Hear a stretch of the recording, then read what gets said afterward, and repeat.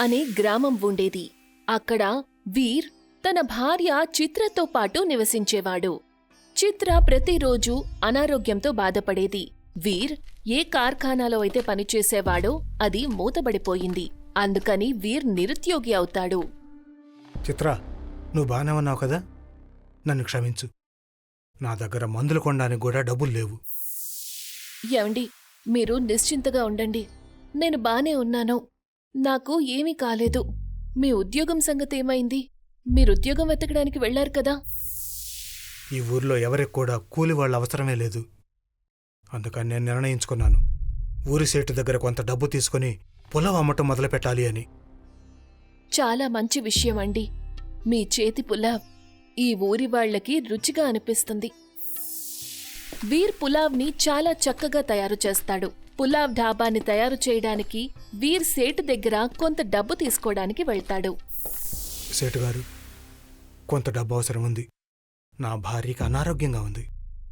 ఊర్లో ఎవరి దగ్గర పనివ్వడానికి పని లేదు. అందుకే నేను పులావ్ ధాబాని తెరవాలనుకుంటున్నాను. భలే, ఇది చాలా మంచి విషయం. నేను నీకు ఈ పని కోసం ఖచ్చితంగా డబ్బులిస్తాను. కాని దానికి నువ్వు 30% వడ్డీ ఇవ్వాలి. ఒప్పుకుంటున్నావా నువ్వు? వీర్ కాస్త ఆలోచిస్తాడు. తనకి ఈ ఒప్పందం అస్సలిష్టం లేదు. కాని తన దగ్గర వేరే ఏ దారి లేదు. సరే, నేను ఒప్పుకుంటున్నాను.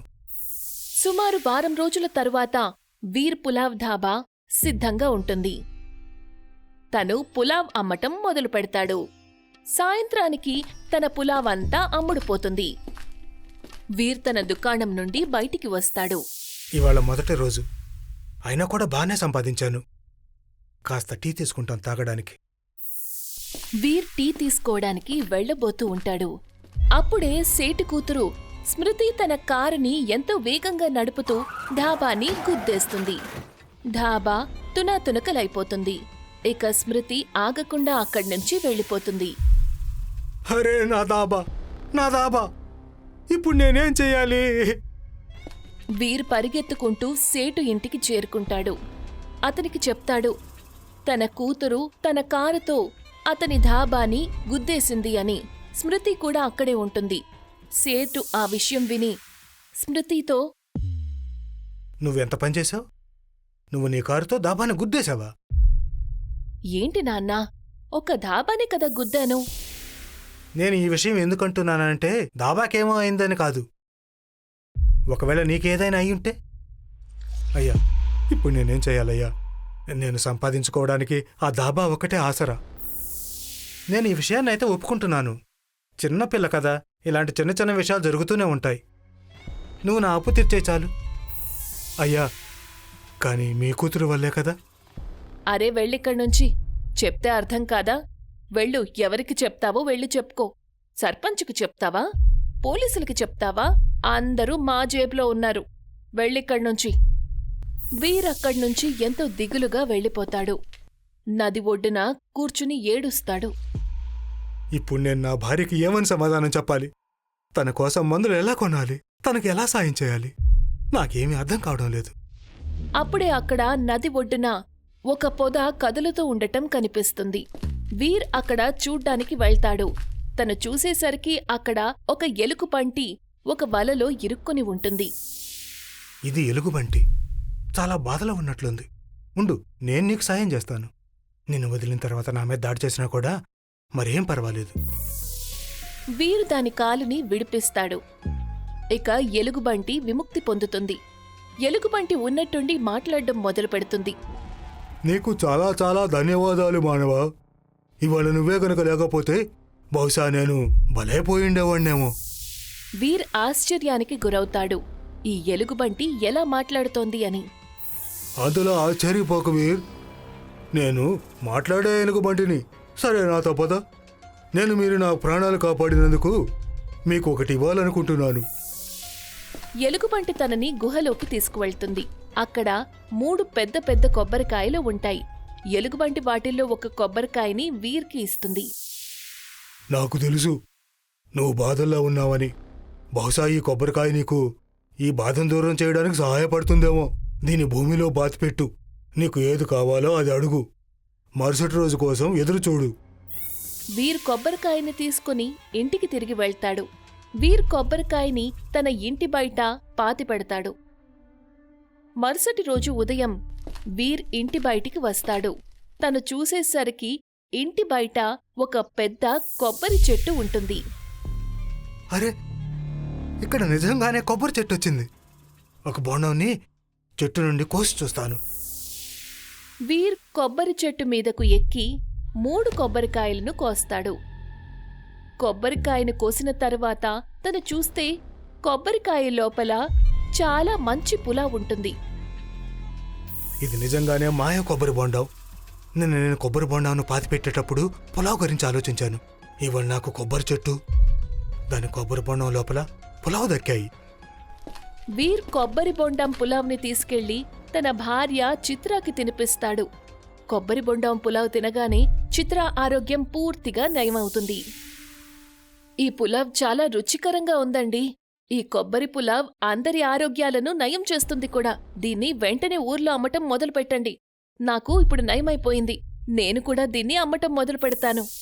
వీర్ బోలెడన్ని కొబ్బరి బొండాలను కోస్తాడు. ఎక్కడైతే తన ధాబా ఉంటుందో అక్కడికి వెళ్లి వాటిని అమ్మటం మొదలు పెడతాడు. చిత్ర కూడా తనకు సాయం చేస్తుంది. కొబ్బరి పులావ్ అమ్మా. మీరు ఇటువంటి పులావ్ని మీ జీవితంలో ఎప్పుడు కూడా తినుండరు. సర్పంచ్ అటువైపు నుంచి వెళ్తూ ఉంటాడు. ఏంటి, కొబ్బరి పులావా? ఏది ఒక కొబ్బరి పులావ్ ఇవ్వు, నేను కూడా చూస్తాను ఇది ఏంటిదని. అలాగే సర్పంచ్ గారు, ఇప్పుడే ఇస్తాను. వీర్ సర్పంచ్కి కొబ్బరి కట్ చేసి ఇస్తాడు. సర్పంచ్ కొబ్బరి పులావ్ను తిని చాలా సంతోషిస్తాడు. భలే, ఇంతకుముందు ఎప్పుడు కూడా నేను ఇంత రుచికరమైంది ఎప్పుడూ కూడా తినలేదు. 2-3 కొబ్బరి బొండాల పులావులు ఇంటికి పంపించు. అలాగే, ఇప్పుడే పంపిస్తాను.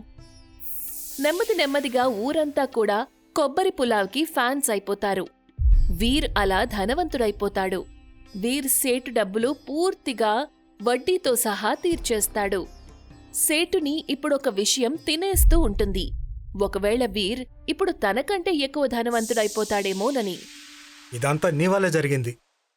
నువ్వే గనక తన దాబాను గుద్దుండకపోయింటే తను కొబ్బరి పులావ్ అమ్మడం మొదలుపెట్టుండేవాడే కాదు. నాన్న, నన్ను క్షమించండి. నాకేం తెలుసు ఇలా జరుగుతుంది అని. సరే వెళ్ళి చూద్దాం పద, అసలు ఈ కొబ్బరి పులావుని ఎలా తయారు చేస్తున్నాడని. ఎందుకంటే కొబ్బరిలో పులావ్ ఎలా తయారు చేస్తారు? సేటు ఇంకా అతని కూతురు స్మృతి ఇద్దరూ వీర్ దుకాణానికి వెళ్తారు. నన్ను క్షమించు వీర్, నేను నీ విషయంలో అలా ప్రవర్తించి ఉండాల్సింది కాదు. నా కూతురు నీ డాబాని పాడు చేసి చాలా తప్పు చేసింది. నన్ను క్షమించండి. నాకు గుణపాఠం దక్కింది. ఇక మీదట నేను ఎప్పుడూ అలా చెయ్యను. ఏం పర్వాలేదు. నిజానికి నేనే మీకు ధన్యవాదాలు చెప్పాలి. ఒకవేళ మీరే గనక ఆ రోజు నా దాబాని పాడు చేయకుండా ఉంటే ఇవాళ నాకు ఈ కొబ్బరి పొలావ్ చెట్టు దక్కుండేది కాదేమో. ఈ కొబ్బరి పొలావ్ కాస్త నాకు కూడా తినిపించు. అసలు నీకు ఈ కొబ్బరి పొలావ్ చెట్టు నీకెక్కడ దొరికింది? వీర్ వాళ్ళిద్దరికీ కొబ్బరి పులావ్ ఇస్తాడు. సేటు ఇంకా తన కూతురు ఇద్దరూ కూడా ఆశ్చర్యపోతారు. వీర్ అన్ని విషయాలు సేటు అతని కూతురుకి చెప్తాడు. అది విని వాళ్ళిద్దరూ, ఇది నిజంగానే చమత్కారంలాగా అనిపిస్తోంది. ఇది మాయ కొబ్బరి పొలావ్. అయినా సరే నువ్వు దీన్ని చాలా తక్కువ ధరకు అమ్ముతున్నావు. వీర్, ఈ చెట్టు నాకు అమ్మేసాయి. నీకు ఎంత డబ్బు కావాలంటే అంతేస్తాను. చెప్పు, అమ్ముతావా ఈ చెట్టుని? లేదు, ఖచ్చితంగా అమ్మను. ఈ చెట్టు అందరినీ చాలా ఆరోగ్యంగా ఉంచుతుంది. అందుకని నేను ఎప్పుడూ కూడా ఇంతకంటే ఎక్కువ డబ్బుకి అమ్మను, ఎవరిని అమ్మనేమను కూడా. మర్చిపోకండి, ఈ చెట్టు మీకు నా వల్ల దక్కింది. మీరు నిజంగానే క్షమాపణ అడగడానికి వచ్చారనుకున్నాను. కానీ మీ మనసుల్లో అసలు ఎంత కపటం దాగి ఉందంటే మీరు ఎవరి గురించి కూడా మంచిగా ఆలోచించనేలేరు. దీనివల్ల నువ్వు చాలా నష్టపోతావు వీర్, చూసుకో. ఆ మాట చెప్పి సేటు ఇంకా అతని కూతురు స్మృతి అక్కడ్నుంచి వెళ్ళిపోతారు. ఇంటికి చేరుకోగానే ఆలోచించటం మొదలు పెడతారు. ఒకవేళ ఆ మాయా కొబ్బరి పొలావు చెట్టు నాకు దక్కలేదు అంటే అది నేను తన దగ్గర కూడా ఉండనివ్వను.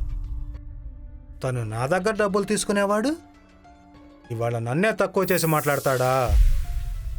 నాన్నా, నా దగ్గర ఒక ఉపాయం ఉంది.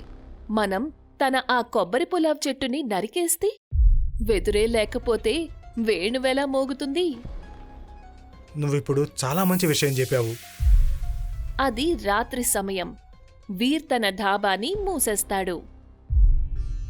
ఇవాళ త్వరగా దాబాను మూసేసి ఇంటికి వెళ్తాను. చిత్ర ఇవాళ భోజనానికి రకరకాలైన వంటలు చేసి ఉంటుంది. వీర్ తన ఇంటికి తిరిగి వెళ్తాడు. అర్ధరాత్రి అవుతుంది.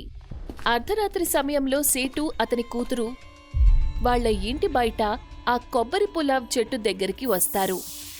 నాన్నా, ఒకవేళ మనం దీన్ని కట్ చేస్తే చాలా శబ్దం వస్తుంది. వీరింకా అతని భార్య ఇద్దరూ లేస్తారు. నాకు తెలుసు తల్లి, అందుకనే నేను కిరసనాయిలు అగ్గిపెట్టి తీసుకుని వచ్చాను. నేను ఈ చెట్టును కాల్చేస్తాను. చెట్టుకు నిప్పు అంటుకోగానే మనం ఇక్కడి నుంచి పారిపోదాం. భలే నాన్న, ఒప్పుకోవాల్సిందే. సేటు కిరసనాయిల్ని చెట్టు చుట్టూ పోయటం మొదలు పెడతాడు. ఎప్పుడైతే సేటు చెట్టుకి నిప్పంటించే ప్రయత్నం చేస్తాడో అప్పుడు అడవిలో నుంచి ఆ ఎలుగుబంటి వస్తుంది. మీరు ఏం చేస్తున్నారు సేటు గారు? తనకి కొబ్బరి పొలావు చెట్టుని నేనే ఇచ్చాను. అతను మీకు ఎప్పుడూ చెడే చేయలేదు కదా, మరి మీరెందుకు తనకి ఇలా చెడు చేస్తున్నారు? మీ దగ్గర చాలా డబ్బు ఉంది. అయినా మీరు మీ కూతురు పూర్తిగా ఈర్షితో నిండిపోయారు. దీనికి మీకు తప్పకుండా శిక్ష పడుతుంది సేటు గారు. నన్ను క్షమించు. మేమిక మీదట ఇలాంటి పని ఎప్పుడూ చెయ్యము. నిజంగా. ఎలుగుబంటి ఏదో మంత్రం చదువుతుంది. మంత్రం చదవగానే సేటు ఇంకా అతని కూతురు స్మృతి ఇద్దరూ కొబ్బరి పులావ్ చెట్లుగా మారిపోతారు. ఇక వీర్ తన భార్య చిత్ర అప్పుడే బయటికి వస్తారు. వాళ్ళు ఎలుగుబంటిని ఆ రెండు చెట్లను చూస్తారు. ఎలుగుబంటి నువ్వా? ఇంతకీ ఇక్కడ ఈ రెండు చెట్లు ఎలా వచ్చాయి? ఈ చెట్లు నా తరపు నుంచి మీ ఇద్దరికీ బహుమానం.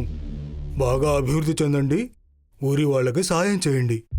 మీకు చాలా చాలా ధన్యవాదాలు ఎలుగుబంటి గారు. ఎలుగుబంటి తన దారిన వెళ్ళిపోతుంది. ఇక వీర్ కొబ్బరి పులావ్ తమ ఊర్లోనే కాకుండా పట్నంలో ప్రతి చోట ప్రసిద్ధి చెందుతుంది.